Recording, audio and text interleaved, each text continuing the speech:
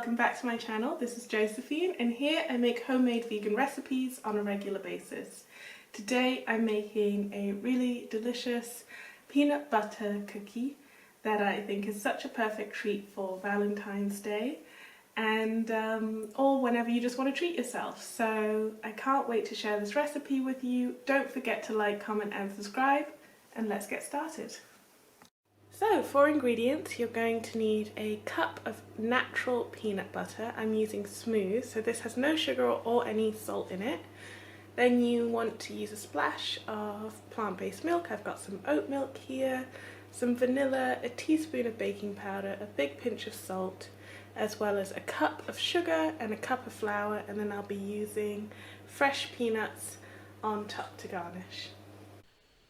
I'm going to start this recipe by preheating the oven to 180 degrees Celsius, and while that's preheating you just want to deshell your peanuts. So to do that, just squeeze them between your finger and thumb and the shell should crack open, and you can just separate that and then compost the shell.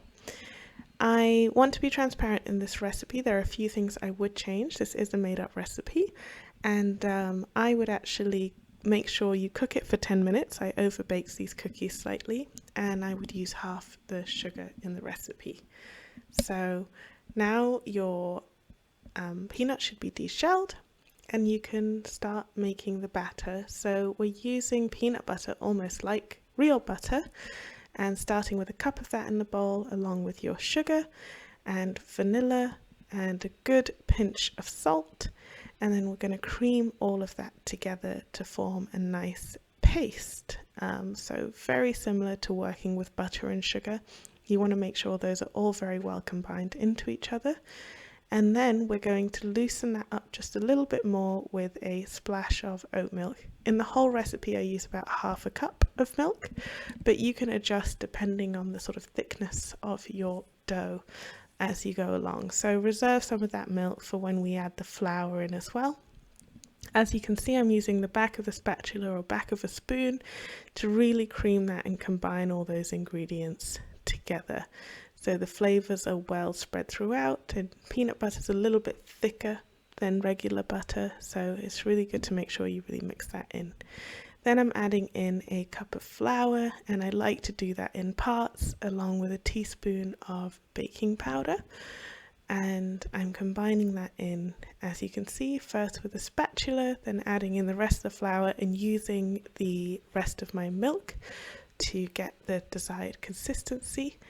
And once I've got it quite well combined with the spatula, I'm just going in with my hands to make sure everything is very smooth, and you'll have a very thick doughy texture like this that you can then roll into your hands in about a tablespoon each, and you can plop that onto a baking tray.